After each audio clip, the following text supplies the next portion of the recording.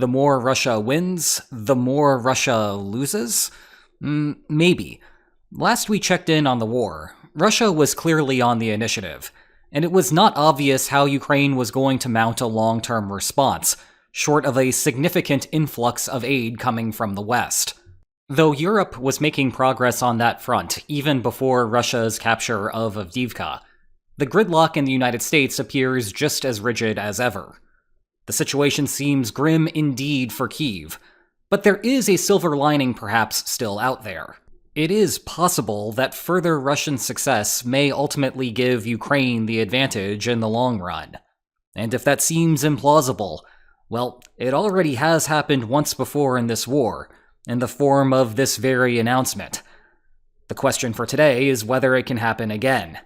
So, on tap for this video, we will situate ourselves with the current position of the war, what Russia's endgame goal is, a flashback to June 2022, when an analogous situation arose, but with the actors flip-flopped, an analysis of Russia's potential catch-22, and whether we will actually reach the point when it hits. But we begin by situating ourselves with where we are in the war. Our prior discussion focused on how Russia turned the tide of the conflict by eventually correcting its mistakes, and benefited from Western complacency that Ukraine would be fine without substantial and coordinated aid from the West.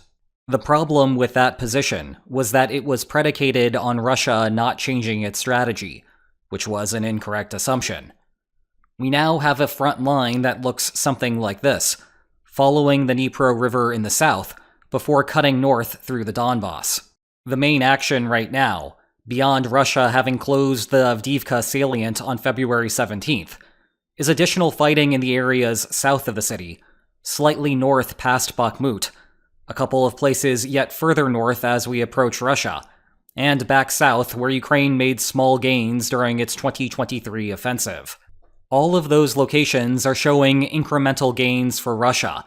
Emphasis on incremental, though, because only 0.02% of Ukrainian territory exchanged hands last month. As a result, Ukraine does not appear to be facing significant danger in the immediate future, with the standard caveat regarding the fog of war. That leads to the next question of what Russia is trying to do here. Any conversation regarding that has a clear starting line: this September 2022 annexation ceremony, which formally integrated all of the Luhansk, Donetsk, Zaporizhia, and Kherson Oblasts into Russia by federation law. At the same time, Russia did not control the entirety of any of those regions, and it actually got worse for Russia over time, following the retreat from Kherson City 2 months later, as Ukraine wrapped up its 2022 counteroffensives. Back to the map. The border that appears in updated Russian textbooks is like this, whereas the actual line of control remains like this. Now, at the risk of doing my best impression of a Kremlin whisperer, politically speaking, it is hard to see how Russia will not try to get to at least all of Luhansk and Donetsk. Russia's first priority in the war was to build a land bridge to Crimea, for the purposes of creating better supply lines and establishing greater control over Sevastopol and its valuable naval base. But with that mission accomplished, focusing on capturing the remainder of Kherson would be quite the undertaking, given where things stand now. Russian troops would have to cross the Dnipro River, yet they still have been unable to remove a landing south of it that Ukraine created months ago. Side note, I know I seem to say this every couple of weeks, but it remains astonishing to me that neither has Russia collapsed the position, nor has Ukraine expanded it to make the situation more tenable on the blue and yellow side. In any case, and moving along, let's go back to Luhansk and Donetsk. They were the sites of those Russian-sponsored People's Republics, and the Shadow War that stretches back to 2014. Both contain substantially higher percentages of ethnic Russians than do the regions in the south. Meanwhile, along the current line of control, Zaporizhia remains the wild card. Part of it is protected by the river, but the Dnipro has a crook here, and Zaporizhia city is off to the side. Moreover, this is one of the vectors that Russian troops are currently working on. whether Moscow just sees it as a weak spot following Ukraine's advance there last year, or it is happening because Russia intends to push much, much further, remains unclear. Through all of this, you have former president and current deputy chairman of the Russian Security Council, Dmitry Medvedev, still talking about marching to Kyiv. And on top of that, he's also mentioning Odessa, just as whispers of annexation of Transnistria are ramping up. And there is still Kharkiv in the northeast, which was a major target during the opening months of the invasion, but something that Russia could never quite grasp. Oh, and don't forget about all of those nukes heading over to a western city near you.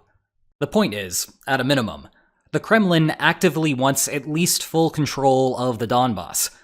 It also has political incentives to do so with pressures from both sides.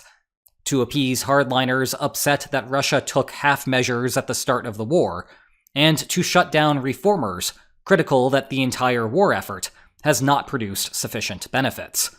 With that, let's make a slight digression and jump back to June 2022. The war was in a bit of a lull. Ukraine had successfully defended Kyiv, and the country was no longer in imminent danger of collapse. This was also before Ukraine's fall counteroffensives. Everyone knew that they were coming, but the prospects for success were still up in the air. At the time, we discussed a catch-22 that Ukraine faced. The origin of that term comes from the same titled novel, and refers to a situation where a solution to a problem is self-invalidating. In the book, the Air Force has a rule that forbids insane airmen from going out on bombing runs. Of course, to put one's life in danger to go on such a bombing run requires some degree of insanity. However, to be pulled from a mission, the individual needed to go to a commanding officer and ask to be pulled from it. But the very act of objection shows that the person has reasoned through the dangers, is sane, and therefore may be sent on bombing runs. See, here is the argument in its full sentential logic glory. And shout out to those of you who remember the happier times, when this channel published an entire class on sentential logic. Anyway, Ukraine's situation was less poetic. The catch-22 of June 2022 was that Ukraine needed to exploit Russia's lack of manpower in the east and retake some of its lost territory. However, by doing so, it would reveal the vulnerability to Russia and force the Kremlin to take action, thereby halting further Ukrainian gains. And at the risk of simplifying a relatively complex war, that is basically how the next 5 months played out. Ukraine's rapid advances around Kharkiv in September forced the Kremlin to begin a large-scale mobilization, announced here on the 21st. Putin's popularity briefly dropped as a result, which is part of the reason why he was trying to avoid a major mobilization in the first place. Nevertheless, the response worked. By the end of November, following a final hurrah in Kherson, Ukraine no longer had an easy path forward. Russia's countermeasures have dictated the direction of the conflict ever since then. But now, in a bit of poetic symmetry, it seems that Russia is at risk of hitting its own catch-22. To understand why, we again need to get into the mechanics of this war. One of the main reasons that Ukraine stalled out, and then things reversed course, was due to complacency in the West. Russia was doing a good job defeating itself, so spending large sums of money to help Ukraine appeared, at least at the time, to be unnecessary. However, the cracks in the theory formed as Ukraine's 2023 offensive barely moved the line.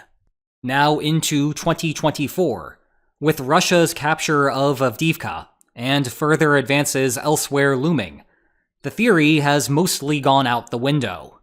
Thus, to make the progress that the Kremlin desired, the Russian military had to publicize the underlying conditions that made those gains possible at all. And indeed, we are already seeing the first hints of the catch-22 triggering. Denmark has passed $247 million in aid, including F-16s. For Sweden, it is $682 million. Welcome to NATO. For the Czech Republic, it is finding out how to source 800,000 artillery shells, pending some bureaucratic wrangling and financial transfers from Canada. And, of course, there is that $54 billion European Union package from the beginning of February. But that is less about weapons, and more about financial preparation for EU membership. And it did take its toll in terms of coercing Hungary. What is missing here, of course, is the 800-pound gorilla. Or is it a 160-ounce bald eagle? Whatever the animalless analogy is, hey, there's a new word for you, we are still only seeing minor movements on this front. ATACMS are once again on the table, this time with a longer range, presumably so that Ukraine can target Russia's distant logistical hubs. Then there was that complicated swap with Ecuador. The idea was that the United States would sell arms to the South American country, and then receive Ecuador's Soviet scrap arms. Scrap being important legalese, so Ecuador did not violate its no secondary transfer agreement with Russia. But the scrap could then be shipped to Ukraine. Then Russia boldly banned banana imports, citing issues with sanitation. That is an actual headline, by the way. Then, like magic, the agreement fell apart. Whatever your opinion of fruit may be, though, the missing piece is the massive Ukrainian aid bill in Congress, and more generally, a coherent long-term plan to arm Ukraine with what will be necessary to turn the tide once again. After the Cold War ended, the West shifted much of its defense industry to a just-in-time manufacturing plan. This is a production philosophy that traces back to 1950s Toyota and emphasizes minimizing inventory and reserve manufacturing capacity.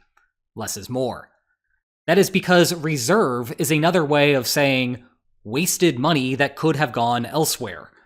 And in the post-Cold War world, global threats appeared relatively tame.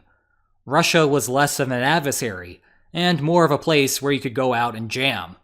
Given the lack of military threats, lowering taxes and increasing domestic spending sounded like a better idea. It did not help that the main American antagonists at the beginning of the 21st century required a completely different set of tools to defeat than an opponent in a traditional land war. Even Russia was cooperating on the new threat environment. The problem with this thinking, though, is that reserve can also be translated as insurance policy. That is because, when things go crazy and all you have is lean production capacity, you will be unable to meet demand.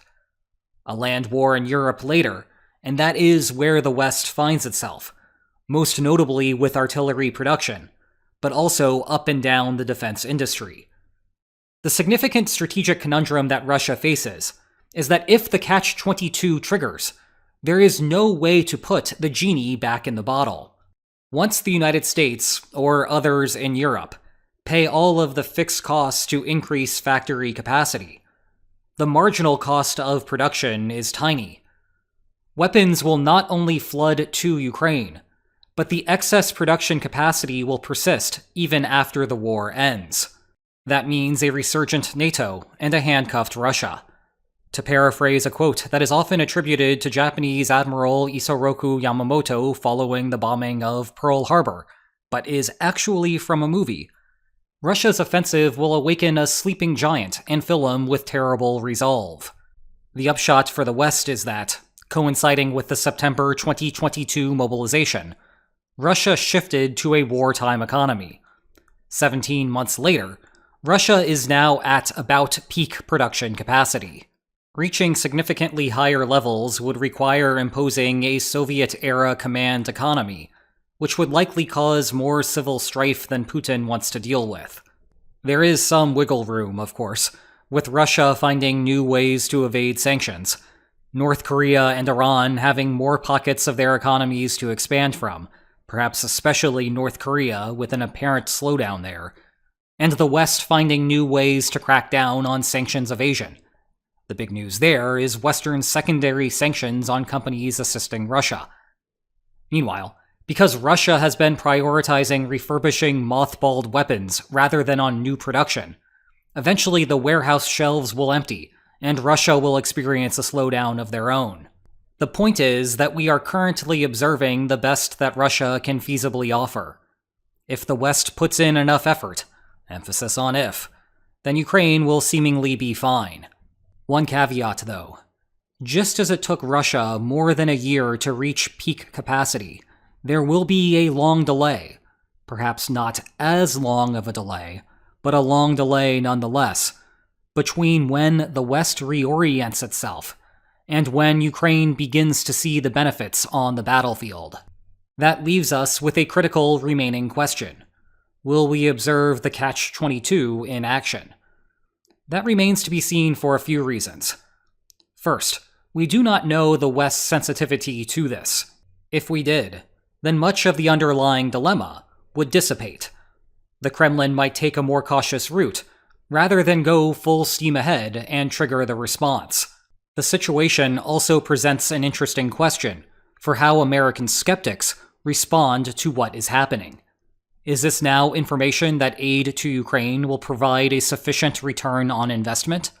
Or is this further evidence that Ukraine is a lost cause? Related to that is the deeper question of whether now is the best time to bankroll the destruction of Russia's military capacity, or will the West regret missing an opportunity to cause greater damage earlier in the war, before Russia had resolved its internal issues? Second is the question of whether Russia can even make significant further gains. Throughout this video, we have been presupposing that such an outcome was possible, but reports out of Avdiivka indicate that Russia took heavy losses, and even some pro-Kremlin sources mounted similar levels of criticism. For perspective, even 16,000 dead would exceed the low end of estimates for the Soviet losses during the entire war in Afghanistan. Further, the reason that the Kremlin may have exerted such unsustainably high levels of effort in Avdiivka is to obtain a notable victory on the eve of Russia's presidential election. Voters can observe when lines on maps move. Casualty figures, in contrast, are easier to sweep under the rug, at least over the short term. If Ukraine continues to inflict a high ratio of casualties per square kilometer conceded, then Russia may be unable to get much further. Finally is a question of time. Will Russia make this type of progress before November? At that point, we may know that Trump will be taking office in January 2025. If he indeed has no desire to give Ukraine aid, regardless of the circumstances, then the point becomes moot, at least for this side of the Atlantic. But regardless of which side of the Atlantic you may be on, if you are on it at all, these books will never be moot for you. Check the video description for more information on them. And if you enjoyed this video, please like, share, and subscribe, and I will see you next time. Take care.